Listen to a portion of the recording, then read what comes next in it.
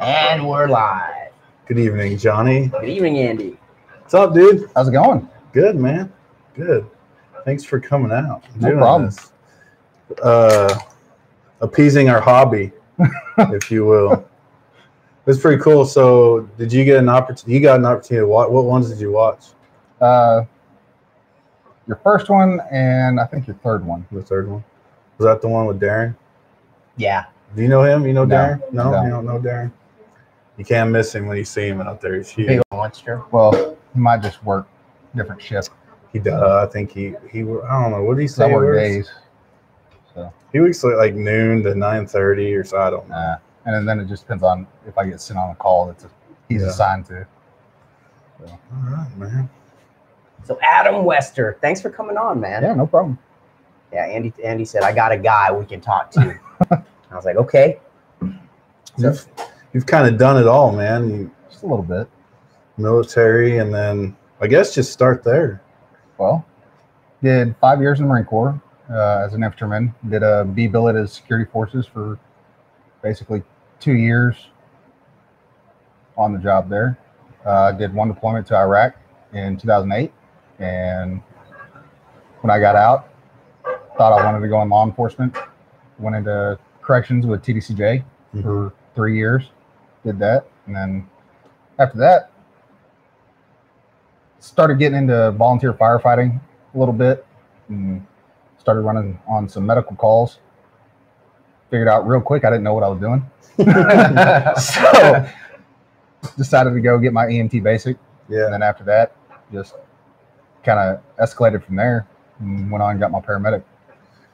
Awesome, man. Well, tell me about being a corrections officer. That's always interested me because I know when he told me that, I was like, dude, Andy never told me that. Well, being a correctional officer is stressful. You're surrounded by at least up to 144 inmates at a time by yourself. You have to maintain control of them, make sure they're not breaking any of the TDCJ rules, and trying to prevent any contraband coming in. Not always easy, but they try. Break up fights, take care of medical emergencies with the offenders. And You got any shanks, like souvenir shanks that you no, kept from those guys? absolutely not. Why not, dude? But I bet they made some, huh? I bet Because you that's saw some there. evidence, Yeah. and that goes into a court case. So, no, I did get to see a few. Yeah. I got to see a riot, and that was interesting. So, like, okay, let's say this: you guys have to go in, like, says you have to go into their cells, and like, Mhm. you suspect they have something in there. Right. If you do find any of that stuff, they're gonna get fined for that, even though they're Well, in jail. Or The they're way gonna that how works, does that work? is there's an internal court system within TDCJ, See, I didn't know this. and so they can have privileges taken away. They can be confined to their cell for up to 30 days, where they can only come out for chow, and that's Wow. it. So essentially, they were taken out of the real world, put into this world called jail or prison, and then there are those rules there. You break those rules, you get all this stuff taken then away. there's And then they prison also, rules. and then they can also be charged in court in the outside world if they do something to get added onto their to get added onto their sentence. Wow. So if they get caught with weapons, Mhm. if they assault somebody bad enough with serious bodily injury, if they kill somebody, all that can be charged on the Just outside added world on. and Yep. just added on to their sentence. Crazy. Well, you've probably did you work at the Middleton or I Robertson worked at unit? Robertson. Robertson unit. And then So I I've been did- there a few times. Yeah. With working for MetroCare, and so have you, I'm sure. Oh yeah, just a few. And one story that sticks out in my mind was we were, like you pull into like a Sally port, and they come up and they check your credentials or whatever, and then they kind of inspect the ambulance to make sure, just to make Yeah. sure that you're not sneaking anybody in or sneaking anybody out or have any bomb, whatever. And then a guard hops up in there with you and takes you to the infirmary area, and you're driving through. You're like, you're there, right? So this particular one, like our escort that was supposed to ride with us was at the front doors of the prison. He didn't come to where he was supposed to go. Was I working with you? No. Anyway, so they made us back out. Okay. Then this dude hops in a car, and you're still on the outside of the prison walls at this point. Drives around, picks this dude up, comes back, and then we got to go through that whole process again. And he hops up, and he's like a real Barney Fife guy. Anyways, we're driving through. We're driving through, and the prisoners are out in the yard, and there's like different. It seems like there's different. It's different rec yard. It's different rec yard custody levels. Okay. And I asked him. I said, "There's only one guard, and there's all those prisoners out there." And he's like, "Yeah." He goes, "We could be." I think he said at that particular time it was like one guard per 45 inmates or something like that. I don't. That's insane. I'm just trying to remember the story, and that's exactly what I thought. I was like, "That's crazy, man." They could. And they do it all with just a can of pepper spray, no guns, no tasers, nothing. So we go do our thing, and when we're leaving, we're patient loaded, and there's a dude in the back, and he's got like a billy club or whatever, and then you stop beside that sally port, and they give the other guy a gun, and they it's like they lower it down from the tower, right? Yep. And so he comes over and he opens the passenger side of the ambulance, and so I'm sitting in the driver's seat, and he's there, and I'm watching him, and he pulls this gun out of the holster and he starts loading it. And he's got it pointed to the back of the ambulance. I'm like, "Hey, man, you want to point that outside of the ambulance, please?" And he's like, "Oh, sure." You know. Yeah. And he starts, and then so he loads it, and then he like straps it on and gets in. And he's like, "Hey, man, can you swing by my car in the parking lot so I can get my wallet?" He's like, "Last time I did one of these, I didn't get to eat, and I didn't get home till like 10 o'clock at night." And I was like, "Yeah, sure, I guess." I mean, ambulance and Uber at the same time, right? Yeah, whatever, dude. But it was a strange experience. But that really blew my mind, man, because we talk about public safety a lot. We always, I think, and correct me if I'm wrong, we always talk about police. We always talk about fire department. EMS mostly gets kind of left out of that. They're kind of the redheaded stepchildren of public safety. But you really don't think about the prison guards or even, that's true. Even corrections officers at the county jail. You know, you don't think about that. They deal with the bad people day in and day out. 7, right? Like some. So, how long did you work there? 3 years. 3 years. 2.5 years inside the prison, and then I did 6 months of transportation, moving inmates from prison to prison. How's the pay for that gig, dude? Crappy. Is it? It's actually not that bad. Starting salary for just anybody coming off the street is right around, I want to say $2,500 a month. But if you are a veteran, and they will start you off at what they call a CO3. Yep. And I believe the pay for that right now is $3,600 a month starting. Not too bad. No. But then you got 6% mandatory retirement that comes out of that. And then you got your other benefits. And so. But you're a state employee, though, right? You are a state employee. So you get is the state retirement pretty good and all that? Yeah. State retirement's really well, actually. Their only requirement is that if you come in, your age plus your years of service have to equal 65. Okay. So that's when you can retire. Do they allow you to? Do they give you time for your military service? You can buy back. You can buy back. That's cool. I ain't too bad. So, what was your craziest story? Yeah. You got to share it. Give us a funny one. Give us a funny story. I don't know if I have a really funny one because it really didn't have a whole lot stupid or crazy stuff go on. And a lot of that is just, I think that just because I earned their respect. Yeah. And for anybody to be successful as a correctional officer in there, you got to earn the respect of the inmates. So it's more of a mutual respect where they don't do anything stupid in front of you. That way you can't say, well, yeah, I caught this person doing this, but at the same time, it's like working on the flight line, man. When QA rolls around. Hey. I think Andy was hoping you'd give us like an Oz story. You ever seen Oh, no. You ever seen that show Oz, dude? Yeah. Black. No. I mean, there's stuff like that. I mean, I walked up on a guy that was masturbating in his cell. See, Just this doing is stuff count. Andy likes, dude. Look at it. He's like, yeah, dude. See, that riot was pretty crazy. They decided to, in maximum security, not in segregation, but in general population in maximum security, they decided that they wanted to have a gang fight in the chow hall. So that was a fun one to respond to. And of course, my mask had a leak, and so I got tear gassed as well. So that was great. You know, my dad, he worked in my hometown. He worked at the state hospital, but they had they called them halls, but they had a hall or a unit that was maximum security, and that's where the Wyoming State Penitentiary sent all their inmates that require psych evals. Nice. And so that's kind of what he did. Just a much smaller scale, you know, maybe 8 people at the most. And that's one thing he said, you know, you had to, you know, he's sitting there playing cards with like a person, like a serial killer, or, you know, somebody that murdered their family and flipped out or whatever, but gaining their respect. You know, he was a big guy.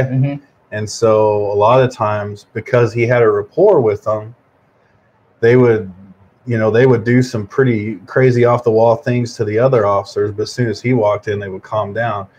His size, his presence, but the fact that they respected him, and so he could usually, he was the one they sent in to diffuse things, you know. But he said you can't. He's like, the biggest thing. He goes, you know, you get scared. He goes, you can't let them smell that fear on you. They will eat you alive. Yeah, and so you just gotta crazy, right? Just I don't know, man. You shitting your pants right now, yo? No, get back in your cell. Actually, on that, like whenever I was going through training, doing the OJT portion of the training when I first got on the unit, it was about, I think it was January, it was November, and it just happened to be in one of the coldest years we've had here in a long time. And so we're standing outside the chow hall, pat searching people as they're coming out, making sure they didn't take anything they weren't supposed to out of there. And this dude comes out. He's 6'3", easily 320 pounds, straight muscle. And I got to pat search him, and my hands are shaking. And it's more out of fear than it is anything. Yeah, sure. And I'm so glad it was cold that day. So you can play it off. And he noticed my hand shaking. He's like, "You scared, boss?" Nah, it's just really freaking cold, man. Yeah. I don't know, man. I don't know if I could do that job. I could not. Nope. It takes a special breed of people to do that. My mom just retired in January As a corrections officer? Really? So she got 10 years in. That was her 3rd career. So Really? Yeah. What'd she do before? she was actually a cashier for Town and Country convenience stores, and then worked her way up to assistant manager. And then whenever Like, screw it, my I'm gonna be stepdad died, she moved down here and got on with the TDCJ. Decided she needed a little adrenaline. Yeah. No, it was more of she needed a job and she didn't want to go back to being a cashier at a gas station. So, Good honor, man. so she just Good retired. Wow. Crazy job. I couldn't do that. And I just, I always like, I guess when not being a visitor there, going there to do a job like you do as a paramedic, like I don't know if it's always in the back of your head, maybe you're more comfortable since you had that training and that experience. But I know when I went there, I was just always like, okay, how do I get out of this place? And then Get out. I know, and then you hear, and you're like, well, what's crazy is they got to unlock the door to let you in the infirmary. Yeah. And then they lock it behind you. But until then, you're just standing out there waiting. Mm-hmm. Just like, dude, it's just crazy, man. I mean, there's fences around you, but it's it was unnerving. But and then when I saw that dude pointing the gun, trying to load it, it was crazy. But wasn't a good. Yeah, weapons handling can be improved on a little bit for everybody out there, but they do the job, and I really do appreciate every one of them out there that still are out there. Absolutely. Well, I mean, and they're pretty undermanned from what I understand. Yeah, they are understaffed. So any veterans out there watching this, if you want a job with TDCJ, you can go to their website, state website, apply. There's over 100 units across the state, Texas. So pay is not that bad. I've met some crazy people in the military. Yeah, so they might be like, you know what? That's a There's great a lot of idea. veterans that go out there. Yeah. So Well, I think anything, it was kind of like we were talking about Darren Ruiz, the Mhm. Abilene police officer. I asked him, one of the questions I asked him was if it was, was it kind of a natural progression because of your military service? And it seems like it's kind of a paramilitary organization it is as very well. paramilitary. So maybe that's why It's got a lot of structure. They've got from the warden down, just sergeants, lieutenants, captains. Got that rank Same system. thing. So- Yeah. okay. That's pretty cool. That's probably why a lot of veterans go to that. They're familiar with something like that. They are. I mean, that's what they, they essentially grew up around, because pretty much we're all young when we went to the military, Yeah. And then, I could see that. But yeah, me, no, I would not. I would not. Again, takes a very It special does. breed, It does. A very special breed. just as special as it does to be a police officer or I'm trying to remember. firefighter or paramedic. There was a show that I was going to start watching. I was just watching one of the podcasts. I think it was on Rogan's, and they were talking about veterans that when they come back from the war, they've been out there fighting the war so long, but when they come back home stateside, even just for a break, they don't feel like they belong to anything. They feel disconnected. So these guys are sneaking back in country, not with their unit. They're going by themselves, Like rogue. to go and help. Yep. And I'm trying to remember the name of the show. I'll find it and then put That's it crazy. out. But these guys are going back there, so of course they're going to have to get into country illegally, Yeah, sure. and they go back and they fight because they just can't separate themselves Yeah. from that. Mhm. That's their job. And I think that's just the crazy part of how we're living now. Some of these younger kids, what they're so used to is war. You know what I'm saying? When I say kids, younger veterans or younger military people, that's what they're used to, is that chaos and that war.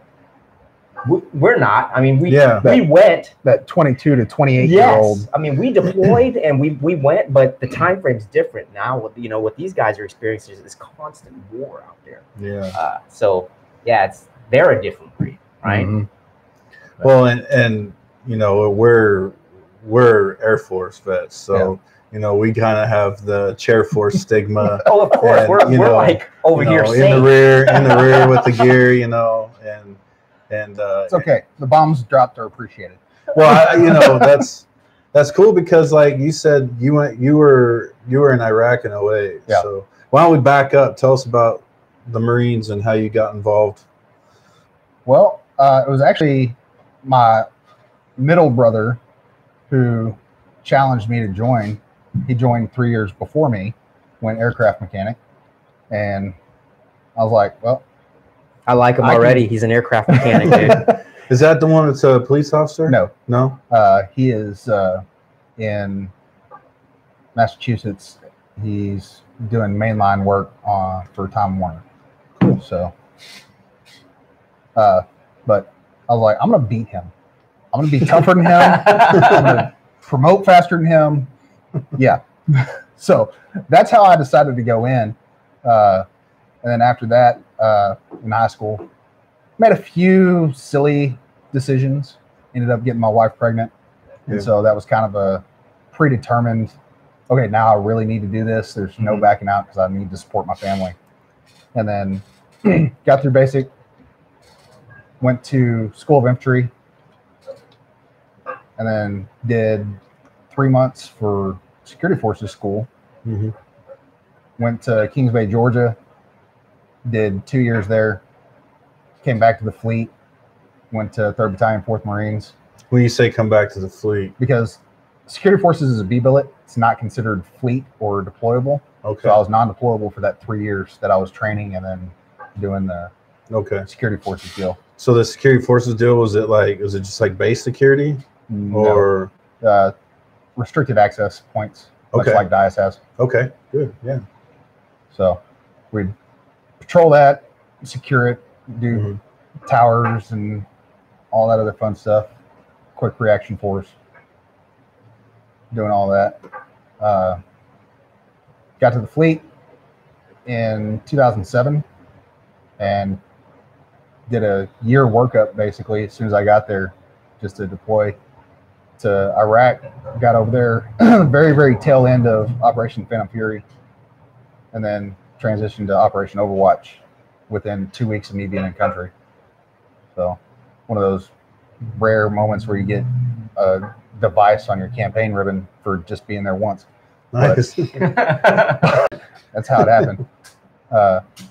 That's okay, man. I didn't earn any of my ribbons, I promise. Wow. Well, I did. I got an achievement medal for driving a full bird colonel around by himself in a 44 passenger bus on DIAS I remember Oh, that. nice. without hitting a curb. He was so impressed I didn't hit a curb. I had an achievement medal. He showed up at this barbecue, right? In this Oh, big wow. old bus, right? He shows up in the bus there, and we're like, huh. And then it's just the colonel got out, right? There was like hardly anybody else on And the bus. this- They were afraid to ride on the bus with the curve. So we Yeah. had this. We put on like, I was a training instructor when I was in paramedic school with you, and so we every year the 982nd training group in Wichita Falls Shepherd would put on a worldwide training conference, Yep. and they chose us to put it on. And so we were. I mean, we planned the entire week of events from PT to icebreakers to getting all the Their lodging, Their where they have to lodging. stay. Yeah. and yeah, he wasn't very happy about that either. The colonel. Oh, was I know. I remember he called them a bunch of pussies. Yeah. I remember that. We got him off the bus. He's like, yeah, nobody wanted to ride on the bus. Bunch of Man. pussies. Drove a lieutenant colonel around for a week. That Well- was after I got back from Iraq. Just a little training deal, TDY, Mhm. and my job for that week was to drive a lieutenant colonel around. And it was just because I happened to get the nicest Humvee out of the motor pool. You Actually will had a be- roof and a windshield because we were borrowing the Humvees from the Army. Yeah. And yeah, they don't take care of their stuff. So So where all were you stationed? I was stationed in Kings Bay, Georgia, for security forces, and then 29 Palms, California. And so once you got done with basic and everything, you moved your wife with you? Yeah. Yeah. Okay. As soon as my training was done, and then I got my first duty assignment in Kings Bay, that's when Courtney was able to come with my oldest son. Is that him? No, No, he's your youngest. no, that's my youngest. So Dang, my oldest man. didn't want to come tonight. No. Xbox is a little bit more important. Well, hey, you know. So Yeah, I know that. My son's in there probably. He's been playing all day. yeah, I'm pretty sure that's what he's been doing all day, is playing Xbox. And then after we got out of the military, decided initially that I wanted to be a cop. Mm-hmm. Wanted to apply with Abilene Police Department. Got done, worked as a pressman for the Abilene Reporter News for 2 months while I was waiting on TDCJ to call me, Okay. and got done with TDC's deal and got through their training. Got into apply in that next academy class. Mm-hmm. Got a letter saying I was rejected because I didn't have enough college hours, because they don't take Marine Corps college hours because it's not through an accredited college. Really? Yes, really. So the Air Force has the Community College of the Air Force. Right, yeah. The Marine Corps does not. They have the Marine Corps Institute, which is not an accredited college. Really? I didn't Really. know that. So every That's class that I bullshit. took in there That is is. college equivalent, Right, Yeah. right. and none of it counted for the civilian. That world. is bullshit. So Because like honestly, like if you put me and you up as applicants, I could essentially, by what you're saying, by their criteria, I could probably more than likely get a job because I got the college credits. mhm. And I have, and I have no. You had some police background from being in the military, and you had weapons training, and Andy would just be throwing wrenches at people, rags, hammers. Yeah, I see what you're saying. Stop! But you see what I'm saying? I know. I was you would be more like he's more qualified, than me or me and you. That is insane. So, But they'll take us because we have our college credits. Yeah. That are, the Marines should do something about that and change that to where it would count. I haven't kept up on it. Yeah. Haven't really cared to, because no community college will touch the hours from the Marine Corps. I didn't know that, and that's so unfortunate, man. See, I didn't either. I guess I kind of just took for granted the fact. I thought all the branches I did too. had their own. You figure being part of the Department of the Navy, like you. Oh no! Like it might So they're completely separate. They're Department of the Navy. Their budget from the Navy, but beyond that, that's it. So the Marines are the redheaded stepchildren of the Navy. Okay, so you're used to this. Yes, very much so. Now, if I remember correctly, you kind of just dropped everything that you were doing and went to school full time. I did. After I got that letter, it took about a year for me to get through EMT basic school and get into paramedic school. But in the process of getting into EMT school, I went through ECA course online. What is an ECA course? ECA is an emergency care attendant. Okay. It is a step below an EMT basic by 6 sets of skills. That's it. And they have the same knowledge base. They're just not allowed to do certain things that an EMT can do. Got you. And a lot of people joke that they're the glorified ambulance drivers because they have a patch, but they can't really do anything other than assess people. Yeah. And stop bleeding. That's really about it. But you know what? That's a lot if you think about it. It is a lot. And it's a lot more than I knew going into it. And after I went through that course, I was like, it's 6 sets of skills. Yeah. Why am I holding myself up for 6 sets of skills when I can go do those skills and get my certification for EMT basic? And so I did. Went back through this TSTC, and they were more than accommodating for me. Got done with that, and then hopped right into their paramedic program. And about halfway through my EMT portion, my supervisor out there at prison denied all of my days for clinicals. Oh, you know what? Andy was telling me how important those days are. Yeah. You don't complete the clinicals, you don't get your course completion, and therefore you don't get your certificate. So and he wasn't gonna let you have those days off? He wasn't gonna let me have those days off. So I was just like, well, you know what? I've got leave built up. So I'm gonna take that leave, and then I'm gonna put in my 2-week notice, and bye. I'm gonna go do what is best for me and my family. Maybe he was trying to keep you there. I'm pretty sure he got the desired effect that he was looking for, which was for me to quit. Because he could see the passion for corrections was gone. Yeah. And so he was just, well, you go do what you need to do. And I did. I think you hit the nail on the head when you said the word passions there, right? If there's something out there that you want to do and you want to pursue, and you're doing something you don't like, just quit. And go do what you want to do. I mean, Andy talk about this all the time. There's guys we work with, and they're great guys, but like sometimes people are bitching so much about the job they're in. If you don't like it, quit. But they don't. Yeah, it's not the military anymore. You know? There's no contract. Yeah, if you're not happy, go quit and do your passion. You know. And I know, like, and I'm guilty of this. Is do I like my job? I like the people at my job. I'm kind of overworking on airplanes. I have moments where I really enjoy it, you know, when I'm really doing something mechanical. Yeah. But I think I kind of have that security blanket. That is the paycheck. And it's a really good paycheck, you know. So sometimes when I think about, man, making that leap is kind of scary, you know. And I couldn't imagine, and that's what I want to commend you, is you took that leap with a family.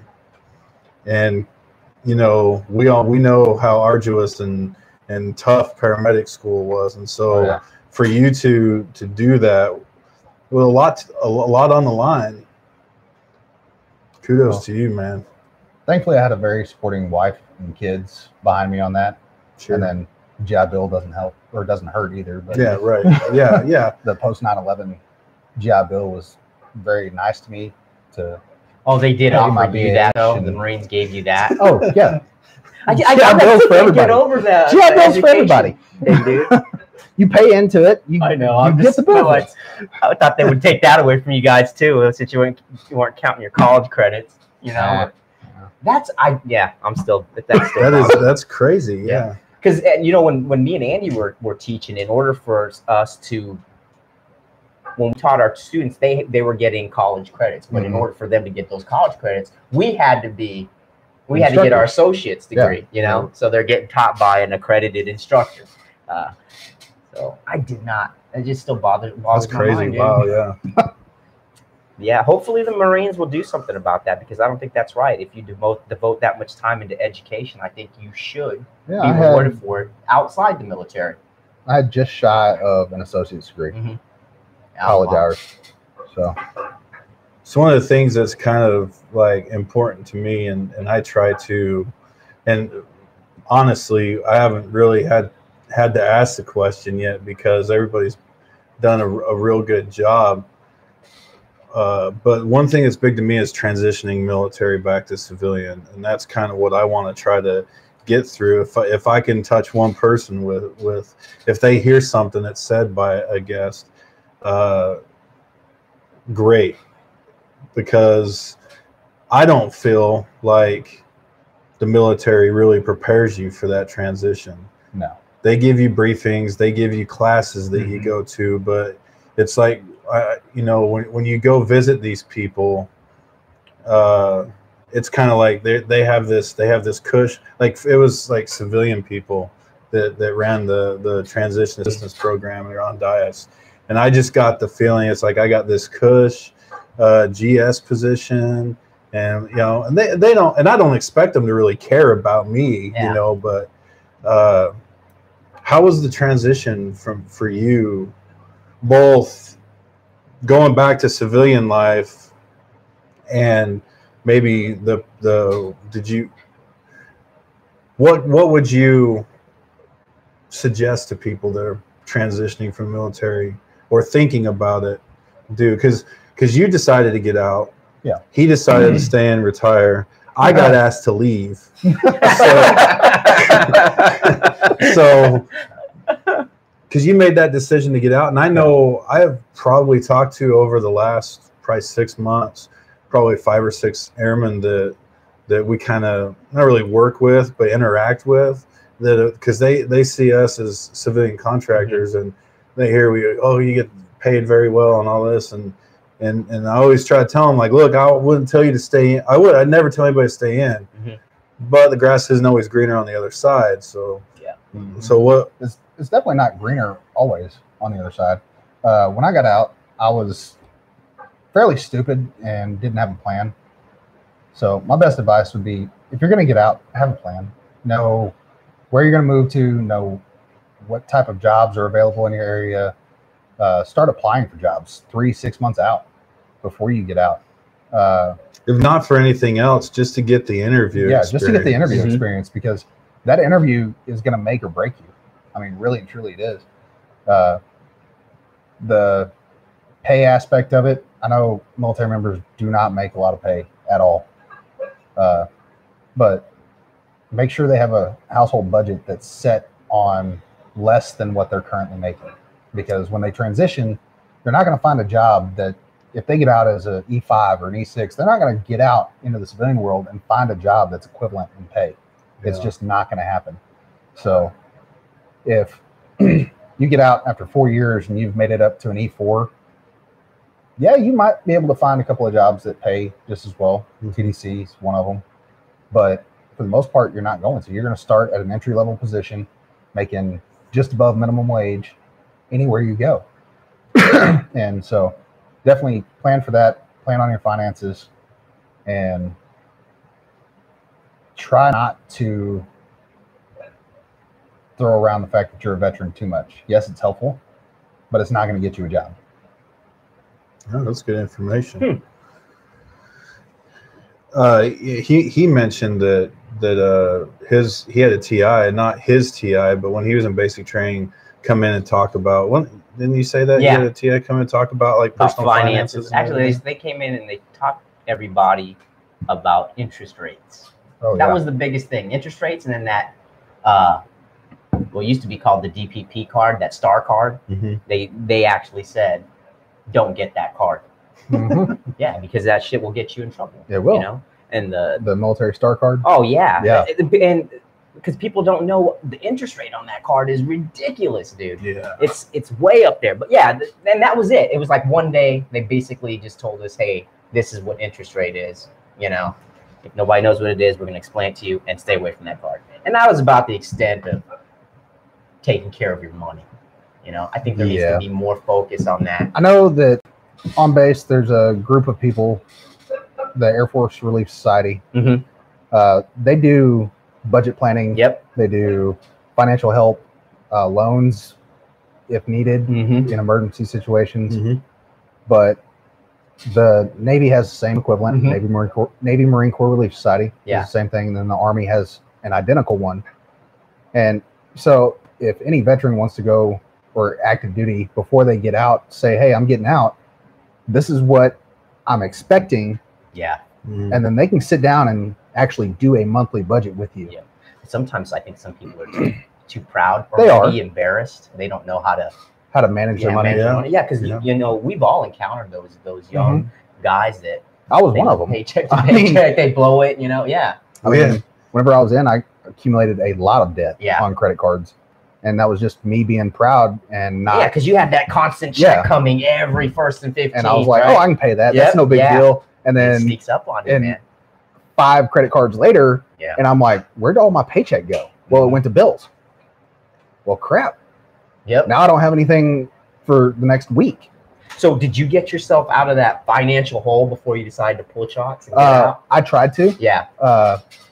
Did a debt management program Mhm. for my last year that I was in. Yeah. And then after I got out, went ahead and started trying to settle with a lot of the credit card companies. Mm-hmm. And a lot of them wouldn't, despite what you hear on different radio ads and things like that. A lot of those credit card companies do not want to settle at all. Mhm. Like, where's our money? Yeah. They're like, you owe us this. This is what's going to be paid because you borrowed the money Yeah. from us. You're crying, right? Are you crying? You weren't crying when you were asking for money. Right. Yeah. So, Well, I'm glad you said that. Put that out there because some people think, you know, oh, you can ask for them to, you know. yeah, they don't. They won't. No. Yeah. Beware Everybody wants the their money. gimmicks that you see Yeah. on Yeah. TV and on the radio and Facebook. And Yep. Yeah. Anything that's debt relief or credit relief or anything like that, just ignore it and move on. Hopefully you're not in that hole Yeah. already. Hopefully. well, I know too. Like I don't think it's well. At least when I was in, you know, it was talked about. Maybe like the first sergeant would, like when you're in process, would talk about it. You might get flyers Yeah. here and there, maybe emails. Well, I can tell you right now, when I check my government email, it's delete, delete, delete, Mhm. delete, delete, delete. You know what I mean? So, Yep. so I don't know. So reiterating the fact that those programs are out there, that's a good thing. I know for me, I gotta piggyback with you on the having a plan thing because I didn't, and when I found out I was getting out, I was like, shit, I gotta go get a job now. Like this is not, I'm getting out, you know. Mhm. And the same thing, I had a family at the time, and it can be stressful for sure. Yeah. My entire terminal leave was spent looking for a job. Yeah. So it was not a fun time. And At then all. so that, but back here or just where you No, were back here. back here because you were, Straight a month of so TMO moved you all back and all that. TMO moved us back. Are you and from Texas originally? I'm from Abilene originally. Me too, Adam. That's awesome. What high school did you go to? Wiley. Wiley. I went to Cooper. I'm sorry. That's all right. I was about to tell you, I'm sorry you went to Wiley. No, my man. dad graduated from Cooper. Yeah. So. And I your thought dad's this was cool meant as to shit. be. You know, I tell my daughter because you know she goes to Wiley. I was like, you know, what I'm thinking about doing is painting a Cooper Cougar on that driveway. She's like, Oh. don't do that. I should wear a Cooper shirt when I go pick her up from school, right? That would be funny. Yeah. But yeah. But yeah, Wiley's going to be 5A. Did you hear that? Yeah, That's I did. crazy. I remember Wiley 3A. Uh-huh. And Yeah, went that's to 4A. when I played. Yeah. It was 3A Division 1. Yep. Now it's going to be a 5A school. Do you think they're going to get crushed, dude? I don't At think first? so. No. They're going in 5A Division 2. And so it's the smaller schools of the 5As, Yeah. thankfully. But Yep. when the UIL just redistrict Mm-hmm. everything and also resize everything, Yeah. that's when Wiley started going into the 4A. We're like, what? 4A? No. Yeah. That's I not thought that supposed was to right, happen. too. Yep. And then you start looking at the numbers on the attendance and enrollment Yep. that they have for it, and I'm like, that's why. Dude, So that's what it goes off of. It goes off the number of students that are Enrolled. in the district. This area is only getting Mostly in the high bigger school. Or in and the high bigger. school. Yeah, in the high school. There's just so much development down this way Mhm. that Wiley's just going to keep Well, they growing, haven't. man. They have an NFL stadium. Pretty much, man. You've been inside that Bulldog Oh, yeah. Stadium. I never- It wasn't like It's that when nice. you were playing, huh? Oh no, it was grass. Yeah. Don't they have and a huge plain metal jumbotron? bleachers. Yeah, dude, they actually, there's screens outside, like when you're going to go in to watch the game. Mhm. There's little screens there so you can see it. And then when you get in there, of course, there's a screen out there. And then, yeah, it's a nice stadium, man. Yeah, it's Nice. almost college level, really. Yep. And that's high what they. school. But that's what they wanted Yeah. because they want to attract more playoff Yeah. games and things like that. And then plus, this is Texas, man. And Texas football, it's huge, Oh yeah, right? I mean, if you think about improvements that they've talked about with Shotwell, is some of the same things. Yes. So Yeah. I haven't been to Shotwell since they've supposedly well, improved it. the turf is nice. Yeah. Having a video board basically on both Is that what ends they is decent? decent. So So how is it how is it comparable to the Bulldog Stadium? still outdated. Okay. They crazy? And since my oldest son's going to Abilene High next year, Yeah. yeah, I'll be spending quite a bit of time at Shotwell during football season. So But yeah, cool, man. You're from Abilene as well. That's awesome, dude. the little things you don't know. Yeah, right? Small enough, big enough town Mm-hmm. that you don't know everybody. That's why I tell Andy, I was like, what I like about Abilene, man, 15 minutes. You can be anywhere in this town, Mhm. you know? Anywhere. I love it. But it's getting big. You've seen how much it's grown. Oh, too, yeah. Right, you know? I mean, just in the last 10 years, Mm-hmm. Oh, yeah. Yeah. insane. I remember when I got here, like there was nothing. There was just Walmart on Southwest, and Ashley's was a Gebo's. Oh, And- wow. Yeah. Yeah, I and remember that, yeah. nothing else, man. Yeah. Yeah. Really, insane. I know I was bummed when I got orders to Dias because I had three bases at the time. I could go to Mountain Home in Idaho. I could go to Ellsworth, Rapid City, South Dakota, or here because I was a B1 guy.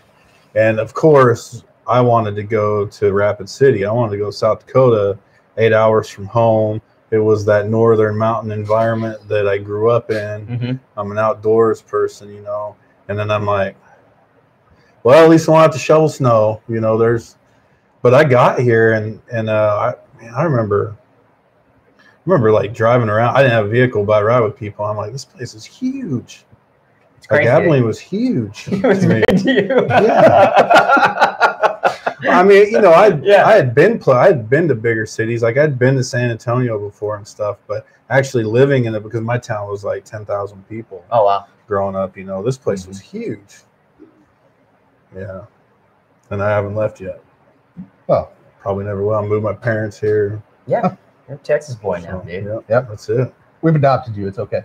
It's good to be accepted.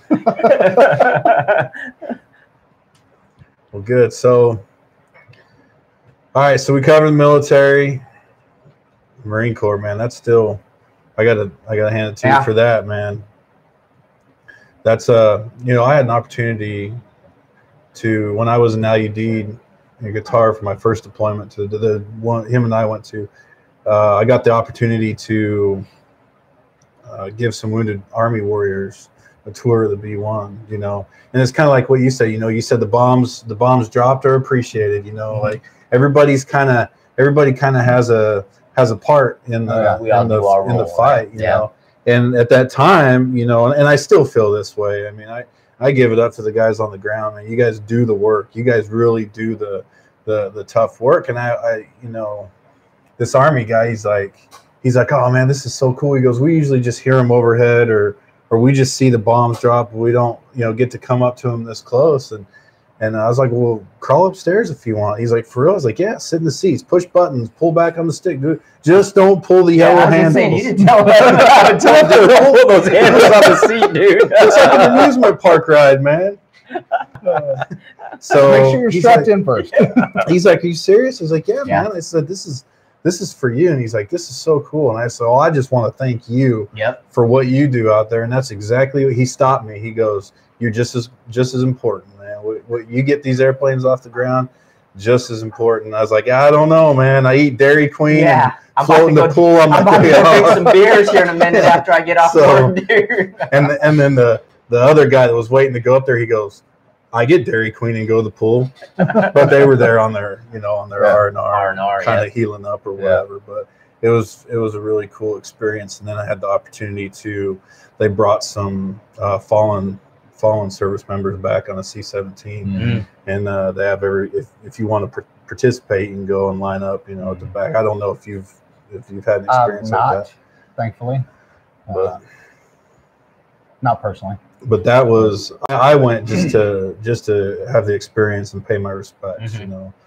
And I was like, I'm not kidding, man. I was like, you know, standing at attention, but I'm just like, I can't go to those waterworks, man. Yeah, that's why the bitch in me would come out. I couldn't do that. But I totally, those guys gave the ultimate sacrifice, man, and they're heroes in my book. But yeah, I couldn't. That stuff doesn't sit well with me, man. Doing that. I know Andy had posted that you were going to be on the show, you know, and then he had said that he wanted to do something different to see if anybody wanted to ask you any questions. Oh, fun. Let's see what we got any. Let's see. Oh, people don't listen to me, so. Well, you know. It was just a brain thing. I kind of want to. I think he's trying to go off and branch off on his own podcast. I was like, I didn't approve that, Andy. But honestly, I think it's an awesome idea. You know? I couldn't. Yeah. I wouldn't know what to do. You see me, I look retarded in these videos. Okay, Thomas Munoz. It's a guy we work with, man. He's a good dude. He wants to know, what's one thing you wish you could unsee? Brains hanging out somebody's skull. Andy told me the same thing about brains, dude. Ugh. I guess that's just, yeah, man. That was my third call on EMS ever. So. Wow. That's scary, dude. That was my third call. What? After I got my EMT license. I think Andy's stealing your story. No, he's not. Because I know exactly which call he's talking about. Oh, wow, dude. Man. So it's brains. Wow. That's weird. Well, I mean, that's pretty hard to unsee. Yeah. It is. So. But that's all I saw they put on Facebook. I didn't know about Instagram. If anybody put anything on Instagram. All right, so you go TSTC and you're in EMT school, and then you start paramedic school. Yeah. Let's talk about paramedic school. Paramedic school is a bitch. I mean, it really is. It's going to take everybody your time, your energy, your emotional support, stamina. Yeah. It really is tough, but it's tough for a reason, because we're out there literally sometimes saving lives with the knowledge that we have. And so it's very crucial that we understand every part of the body, how it works, different age groups, and we understand the differences between a little bitty newborn baby and an 85-year-old person. So what I like to tell people is, I mean, if you think about when you're in school, it seems like it's never going to end. Oh no. And then when you get out and you're done and everything, look back and it's like a blink. Yeah, and then I don't know. How long is it? It's a year and a half. Okay. Then you start thinking, you're operating in the field under a doctor's license, pretty much. Yeah, with a little autonomy to make your own decisions based on what you're seeing and what's written down on paper that we can do. And then, like, you're essentially making doctor decisions in the field. with this crash course in emergency medicine. Try that on for size. Oh man. And we do it every day, and most time with positive outcomes. I think so. You know, I think so what year did you start EMS? Started EMS in 2012. Graduated in May of 14. Okay, so for about the same time as me. I think getting in EMS at that time was a good time to get in EMS. It was, because it was really kind of changing. Wouldn't you agree? A few years prior, they incorporated what they call KHEP into the schools, and KHEP is the governing body for all paramedic programs across the country. So KHEP set the standard for what was in the curriculum, how many hours you did in the classroom, how many hours you did on the ambulance, how many hours you did in the hospital doing clinicals beside doctors, nurses. And so 2 years prior to us going through, they'd actually changed the hour requirement. And then they also changed the curriculum itself. And so we got taught a lot more pathophysiology than previous generations of paramedics. And explain pathophysiology. Pathophysiology is what's happening inside your body at a cellular level all the way up to the organism, which is you, the person. I know it sucked. It did suck. Wow. It was probably basically a month and a half of hell of learning how the body works. It was probably the hardest for me. But Probably you the guys hardest. are probably also like, whoa, that's pretty cool. Oh, yeah. How that work, you know? Yeah. But it's, honestly, I don't think if you guys it's did, there's really something in important, both y'all that but- you enjoy that. You probably enjoyed it. That's why you Yeah, suck it yeah. out. kind of the mechanics Yeah. aspect, because I really truly do enjoy mechanics as well, Mhm. just like this guy over here. Yeah. But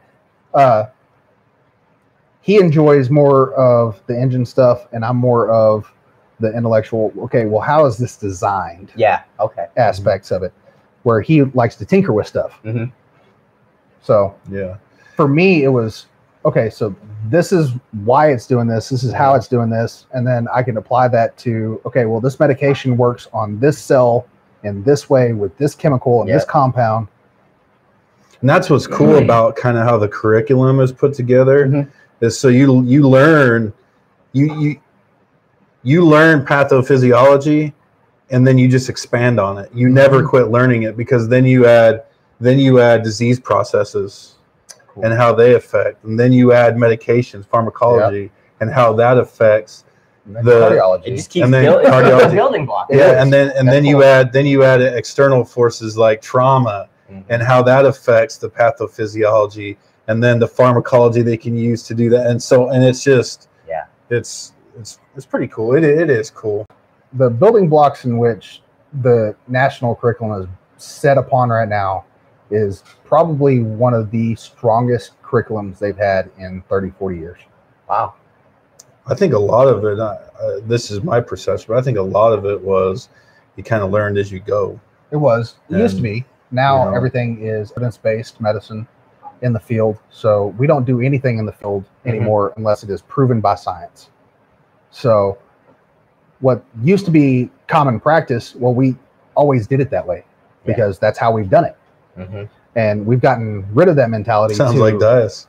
Yeah, that's how we do it. We've always done it We've that always way. done it that way. So we've kind of gotten rid of that mentality as a profession, and to, well, how am I going to benefit my patient the most? Yeah. And actually have a positive outcome that's going to do the least amount of harm to my patient if I have to do something to them.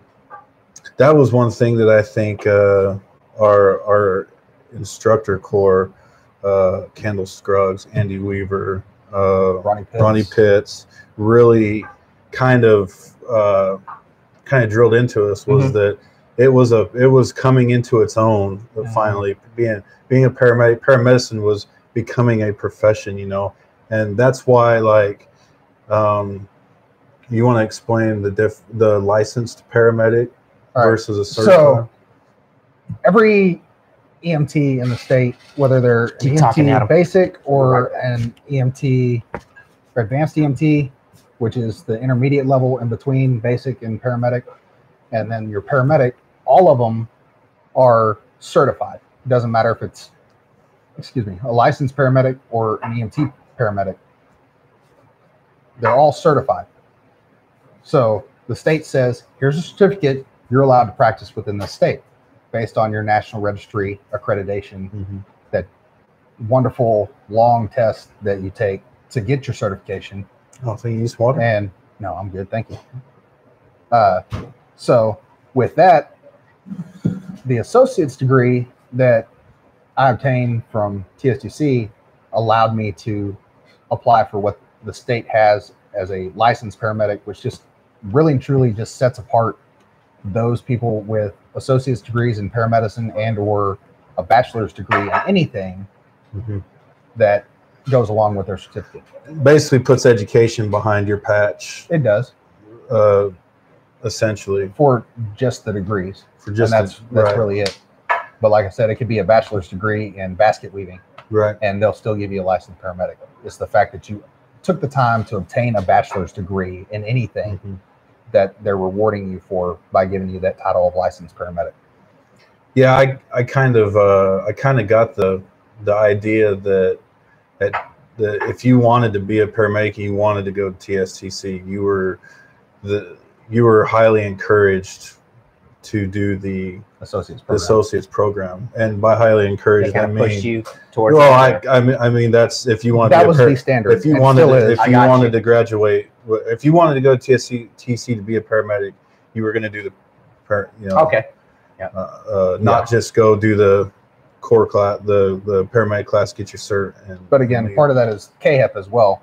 Right. KHEP finally said about 6 years ago, that if you're going to have a paramedic program, it's going to be an associate's program, and you cannot do clinicals unless you're enrolled in that associate's program. Right, and I think it's good because I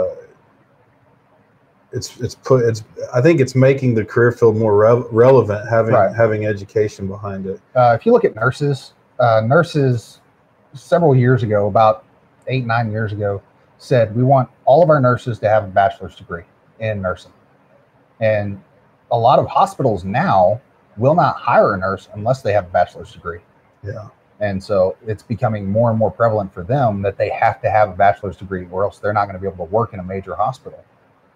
And it's kind of getting the same way with EMS. And it's not only do the leading bodies of EMS feel like education is important, but they demand that we actually know our stuff. And that's part of the way that we do it. And currently in the state of Texas, EMS is still considered a trade. We are not a profession according to the state law. So we're still considered a trade within the state. Nationally, kind of a gray area, whether we're a trade or a profession, but we're still under the National Transportation Safety Board. We're not under... Yeah. Do you think if it went from where we're supposed to be, so-called trade to profession, that going to school for that would make it more expensive? I don't think so. Nursing in itself, if you look at any reputable college for nursing, the tuition's about the same. Okay. For the amount of classes that you're taking. Yeah. For per credit hour. And so it's not that it's more expensive. Depends on what school you go to. Sure. But going to a state institution, Texas Tech or TSTC, and then Cisco is fairly comparable with their nursing program price-wise. But it's how much do you want to pay and what type of program do you want to graduate from? Gotcha. But I don't think it'll go up exponentially. Yeah. Because right now at TSTC, I believe the paramedic program is about $13,000 total. That's doable debt for a young person. Yeah, it is. It is. Yeah. And the pay's not bad. Yeah. No. The pay's not bad. I mean, in this area, average starting pay for paramedic is about $16, $15, $17 an hour. To do doctor level work in the field. It's crazy, right? Yeah. And I think that's why I think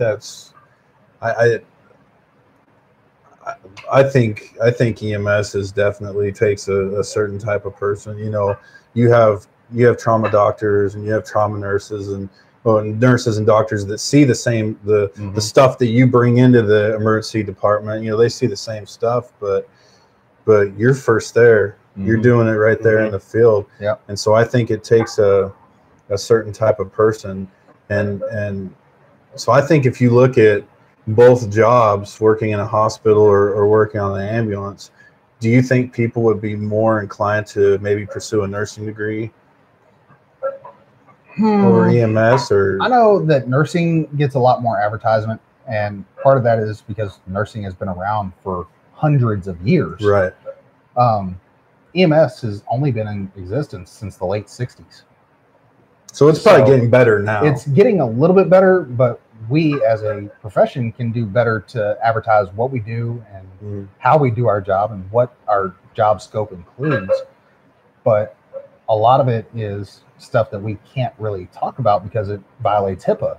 Right. Sure. And if anyone doesn't know, HIPAA is our privacy laws in the U.S. that prohibit any healthcare provider from talking about patient-specific stuff in general conversations. Well, yeah. I just lost my train of thought. I had a good one too. Well, okay. So Sorry. Like I know for me, I'd never given EMS a thought in my life.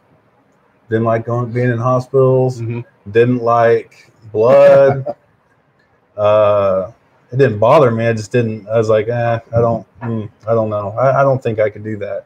And I literally tripped and fell square into it. It was a complete accident, And sounds like kind of the same way you did. It's kind of funny because you say that, and my corpsman in the Marine Corps, Jimmy Diaz, was showing people how to start IVs one day, and I was like, nope, no thanks. Don't get that needle near me because I know the rule. If I want to stick you can stick me. No, I'm not doing that. Don't want it. And then Look at you now. friggin', let's see, how many years was it after that? About 5 years after that, I was in paramedic school. Yeah, getting stuck with an IV needle. Yeah, learning how to do it myself. So my sister, she did it only because she was a medical assistant at a doctor's office, and she thought if she went through our local volunteer fire department, they teach they have an education program, and she thought if she did it, like it would just help her in her day-to-day job, and she goes, but same thing I did. Like, she's like, I don't know if I can handle. She's like, I get woozy around certain things. and I still can't watch people vomit actively. Yeah. I can't do it. I gag right along with them. So, and she's an advanced. Like, she loves it. Yeah. She pulls shifts all the time now on the ambulance in my hometown. Loves it. It's very weird. A lot of people get into this thinking, well, this is just a temporary job. I'm just going to do this until I can get into nursing school, or I can go on to PA school, or whatever the case might be for whatever their goal is. And they get in and they don't want to leave. And it's not that they can't leave, it's they don't want to leave. Yeah. And so we have a very close-knit brotherhood and sisterhood in EMS, and that goes along with fire. We work very close with fire, and a lot of departments across the country are fire-based EMS. And so the firefighters are the ones doing the ambulance job.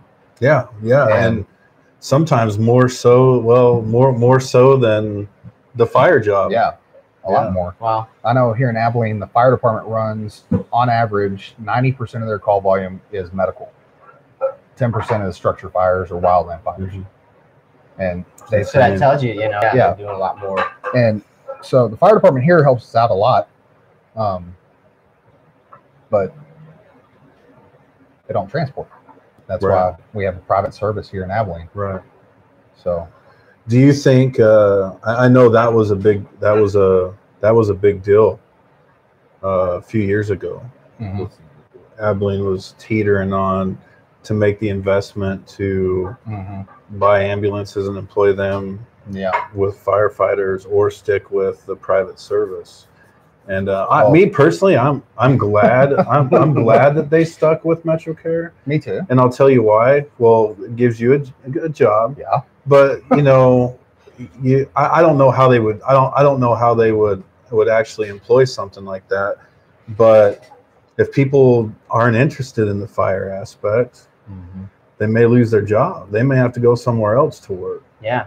And I know MetroCare has evolved from rural Metro to MetroCare, and now you guys It are was part actually Abilene Medical Services, and then Rural Metro, and then MetroCare, and then now AMR. now you're with AMR. American Medical Response owns us.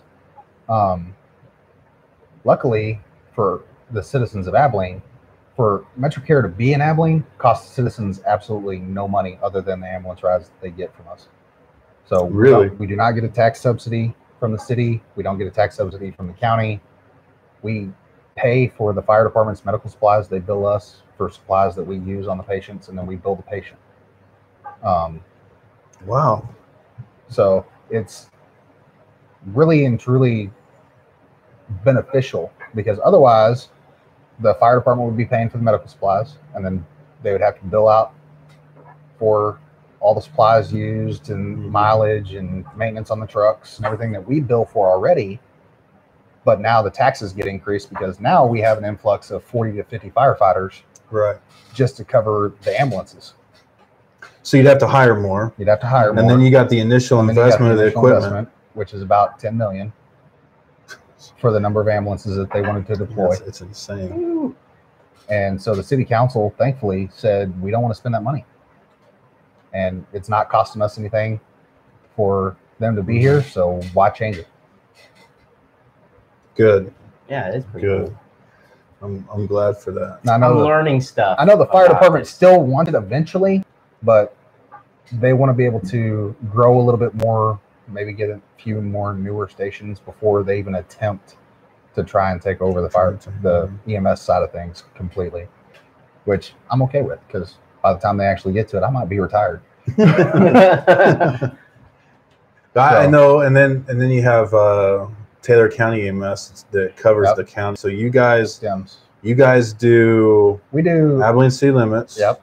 And then Within the city limits. and then the Hamby area, which Hamby. is just north off 351, Dias, Dias, the prisons, the prisons, and then that's your response area. mhm, and then Lake, Fort Phantom. Okay. And then what else do you guys do? We do mutual aid for South Taylor EMS or Stanford EMS in Anson, and we do standbys. We do public relations events where we'll come to schools or daycares or whatever, show off the ambulance and talk to the kids about it. Don't get hurt, because you're gonna meet me. Actually, it's more of a nice campaign that we're doing, it's called Touch a Truck, where we get the kids out to the ambulance, let them walk around it, play in it, actually see some of the equipment that we use. That way, whenever we get a call for one of those kids, they're not as scared, because Right. most of the time, Yeah. little kids, it's a big, bright box that Mhm. has a lot of stuff in it that they don't know what that stuff is. With a stranger touching them, poking on them, Things are happening. things are happening fast. really fast.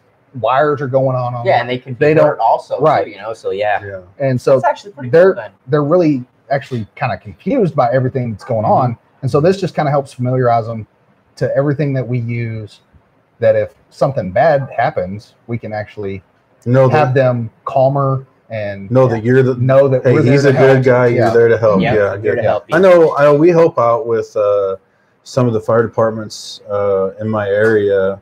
We go to the Jim Ned schools and do this kind of the same thing, but we'll have a guy put on bunker gear and an SCBA. That can be kind of intimidating and Very. scary to a little kid who's in his house. It's smoky. There's a fire. Darth Vader's coming towards Darth, us. yeah, exactly. And so we do the same thing. Like, hey, this is a person that's here to help you. Yep. That's cool, man. So explain the FTO deal. So the FTO deal that I'm currently doing that's my actual official title is Field Training Officer. I get to train all the new people coming in that are paramedics, and then I'm also responsible for helping our clinical education specialists with QA, QI on our reports that we write, and making sure that our current staff stays up to date on current practices, policies, things like that. So do you teach too? I do teach. You do teach. So you got your instructor. Not yet. Not I'm yet. working What are you under working on? Tony's license, but as soon as I can actually get enrolled in a class to become an instructor, Good. that will happen. So, So where are you going to do that currently, class at? Where are you going to do that at? You're talking enrolling. Are you doing that in Abilene or? it's an online course, Okay. and or I could do it at the state conference whenever. And the only we reason have I'm that. asking because there might be somebody that's watching Right. might be interested in doing what Yeah. you guys do. You know, so I just want to kind of cover all the bases. Oh yeah, definitely. So is the FTO program, is it for just new people to the service or new people to EMS that get a job with? That is new people to the service. Okay. Everybody, doesn't matter how many years of experience you have. We want to train you the way that we need you to do based on our policies and our protocols. Okay. And that way everybody's on the same page. There's no variance between, well, this paramedic told me this thing and this paramedic told me another thing, and who's right? There's And always so- continuity in the Right. way you guys do stuff. Right. I like it. As well as AFD, right? Yeah. They have the AFD, same. they have their own program that they train with. But you guys don't operate off the same set of protocols, right? No. No, that changed. Not currently. Not currently. We're working on creating a unified protocol, That'd be cool. and our medical director is the same medical director that Abilene has for their fire department. And so whenever AMR came in and took over, they told us they were going to change our protocols to do that. Mhm. And due to the merger and how long everything's taken to adjust, that's kind of been put on the back burner up until about 5 months ago. And so it takes a long time to get all of the protocols looked through, make sure all the grammar's right, make sure all the drug Sure. doses are right, everything else. And so we're getting there. It's just probably another month or two out. It's a lot of information to comb through. About 300 and something pages to look for grammatical errors. Yeah. So I know for us in the contract world, government contract world, you know, we're about to embark on our third company that we're going to be working for. Some companies are better than others, benefits, whatever. How was the merger with AMR? I actually did not work for MetroCare whenever that merger happened. Okay. But Well, I mean, but you worked for them before, and you worked for prior them now. to, and whenever I came back, MetroCare did not offer any healthcare benefits whatsoever, as just MetroCare. They didn't offer any life insurance, no accidental death, dismemberment, anything like that. No sick term, short time, long-term disability. long-term disability. Yeah. And so whenever AMR came in, we got all of that. And we had multiple options for different insurance companies and vision, dental, short-term, long-term disability. That's good to hear, man. And so we've got a lot more benefits there.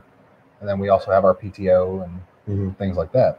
Because how many times you hear old medics like, oh, my back's all jacked up now, you know, and, Yeah. and they're, but maybe they didn't have the benefits to go to the doctor at the time to take care of it. So maybe they iced it between calls, or, you know. Well, sometimes that's stubbornness as well. Well, true. Well, yeah. I mean, we all like to play tough and like we're not hurt ever. And that just kind of comes with the territory, because we're supposed to be the healers, not the ones being healed. People in the field of medicine, EMT, your doctors and all that stuff. But I think if you're in that field, I think your healthcare should be taken care of, man. Yeah. You know what I'm saying? You would think. They don't see it that way. But it would be nice. I mean, because Well, we live in a capitalistic world. I mean, I think that if you're on active duty in the military, you shouldn't have to pay taxes. Sure. But Yeah. I don't disagree with that. I mean, there were benefits to that being in the military. Yeah. Non-tax housing allowance and subsistence allowance and stuff. So. And then we also got retirement now, which is nice. So hopefully one day in the next 27 years I can retire. Yeah. That's awesome, man. Well, what would you say? Well, here's your pitch, man, to recruit for EMS. Oh boy. Well, if you got those people out there that are teetering, Mhm. you know, like, man, it sounds cool. I Well, don't know it's a if I really can fun do it. career. Because we kind of scared them with school. School is hard, but it's worth it. You spend a lot of time away from your family, your friends. But in the end, it is a very rewarding career that if you go into it for the right reasons of wanting to help people, not necessarily for money or anything else, but because you genuinely want to help people and you care about people, then this is a job that you can go out into your community and actually be visible and interactive with the community every day that you're at work. And every once in a while, when someone actually calls for something serious, then you can be there to either try and save them and or help the family with the loss. Yeah, there's always that aspect that you got to deal with, and sometimes I think that what we do is more for the family at times. Yeah, you know? sometimes. So that's good. You got any? Yeah, actually, man, what do you do to disconnect, man, to get away from all that stuff? You got any hobbies? What do you- No, actually, I don't. No, you're just straight business all the time, huh? Most of the time. No, I enjoy spending time with my wife and my kids, and that's what I do to Awesome. unwind. Is just have time with them. Yep. Go to the state park. Mhm. Play video games. Yeah. With the kids. Just whatever it is. Dad stuff. I Yeah. hear you, man. I hear you. Just stuff around the house. Get my mind away from being outside the house. Yeah, I got you.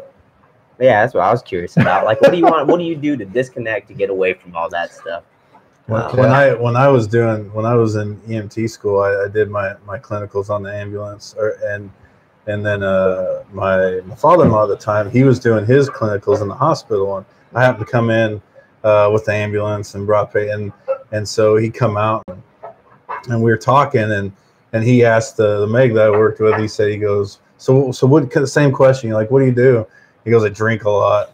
And my father-in-law goes, well, you'll fit right in, Andy. And then he went back in the hospital.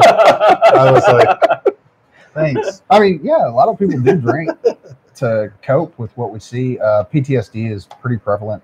It's a very real thing. And, I can only imagine. A new study man. actually just came out 3 months ago that about 20 to 25% of all EMS workers suffer from PTSD. You know, wow. It's not only military, man. You know, Yeah. I have a good friend of mine that's a police officer in Colorado, and about a month and a half ago, he had a firefighter in the town that he works and committed suicide. You know, it was just overwhelming. You know? Yeah. And I mean, we see a lot, we do a lot. I like to think that I'm one of those that I can forget things easily that I don't want to remember. But the truth is that those things stick with you, and it doesn't matter who you are, how mentally tough you are. Those things are just going to stick with you. That call that I was telling you about, getting to see the brains on, I remember every single detail of that call still to this day, and that was 5 years ago. Yeah. So he's told me the same thing. With what he said, he remembers it vividly, man. There's certain things about it, and just like, I mean, I had nightmares for a week about that. Yeah. So I remember for me, I was so new, and I got off the truck, and I was a volunteer, so I was volunteering to do this, and then I got off the fire truck, and then this person just comes up and is like, starts rattling all this stuff off, and I just remember everything seemed like slow motion, got really quiet, and then all of a sudden just started to fast forward and got loud, and then it was just chaos, you know, and then you just kind of, it's amazing, your training, the adrenaline, you just, everything takes over, you know, and it's an experience for sure. But we need people like you. Heck yeah. Thank you for what you do.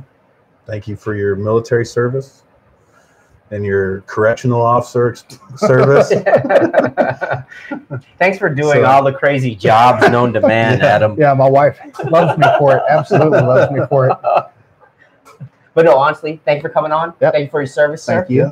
And all right, man. Appreciate it. Wrap this up. Cool. Remember, Instagram, YouTube, Facebook, like, subscribe, share. Later.